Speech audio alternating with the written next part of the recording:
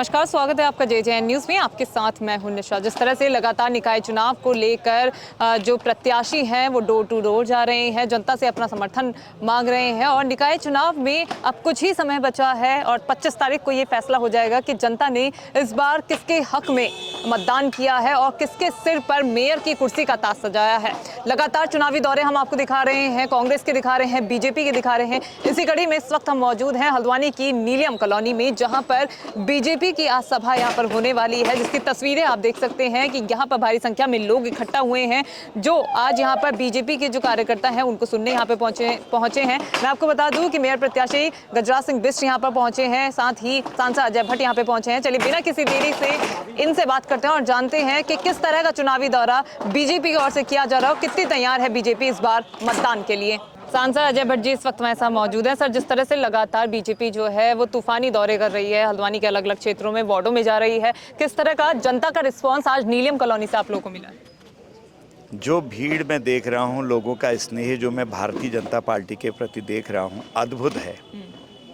और मैं समझता हूँ कि भारी बहुमत से हम जीत रहे हैं। मैं और जगह भी जा रहा हूँ, कई सीटों पर गया हूँ अपने यहाँ पर भी, तो वहाँ पर भी लोगों में इतना ही उत्साह है क्योंकि हमारे नेता नरेंद्र मोदी हैं जो पूरा देश दुनिया में आज हमारा सिरमौर बनते जा रहा है।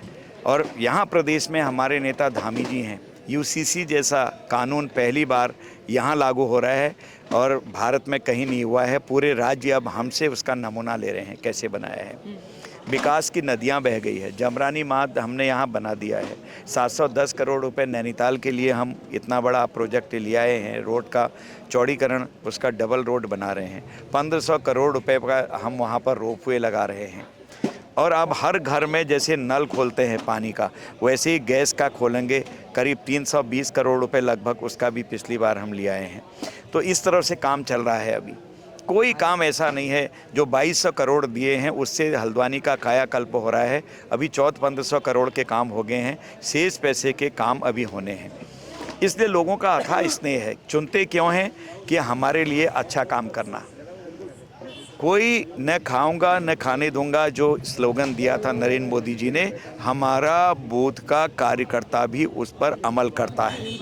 हमारे पुराने मेयर साहब ने एक इतिहास बनाया है ईमानदारी का, आपको पता ही है। तो इस तरह से लोगों का स्वतः विश्वास है हमारे ऊपर।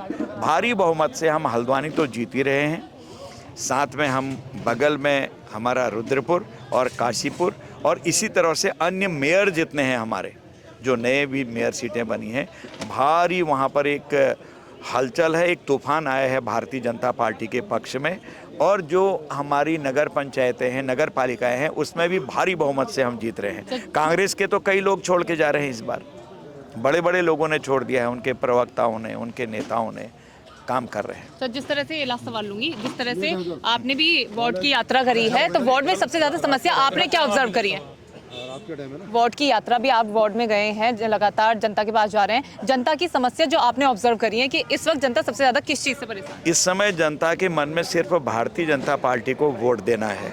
उनके मन में है किसी तरह गजराज सिंह बिष्ट को हम मेयर बनाएं। इससे पहले भी मेयर भारतीय जनता पार्टी के ही थे।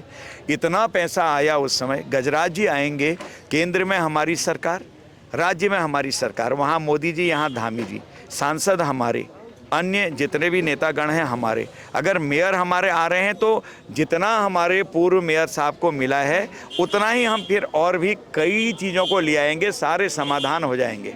छक्कल बक्कल कहते हैं एक शब्द, ऐसा हो जाएगा। भाजपा से मेयर प्रत्याशी गजराज सिंह बिष्ट जी इस वक्त हमारे साथ मौजूद है। सर, जिस तरह से सुबह से चुनावी दौरे लगातार तूफानी कर रहे हैं आप, आज कहाँ पर आज बीजेपी पहुंची है? लगभग 4-5 जगह पे मैं गया हूँ। अभी ये नीलियम कॉलोनी में हूँ। आप देख ही रहे हैं किस प्रकार का प्यार, स्नेह, आशीर्वाद मुझे मिल रहा है। अब इसके बाद एक बार और स्थान पर बैठक है, तो लगातार जहाँ भी जा रहा हूँ लोगों का स्नेह, प्यार, आशीर्वाद, सहयोग सब मिल रहा है। मुझे लगता है कि निश्चित रूप से हमारी विजय होगी। सर, जिस तरह से लगातार जनता के बीच आप जा रहे हैं, जनता की ओर से क्या समस्याएं आपको बताई जा रही है कि उनके वार्ड में क्या समस्याएं हैं? जनता के बीच में हम 5 साल पहले गए थे और हमने कहा था हम ये काम करेंगे। हमने बिजली की, पानी की, रोड की, सीवर की, ये सारी समस्याएं उनमें हमने कहा था इनका समाधान करेंगे और हमने इन 5 वर्षों में उन समस्याओं का समाधान किया है।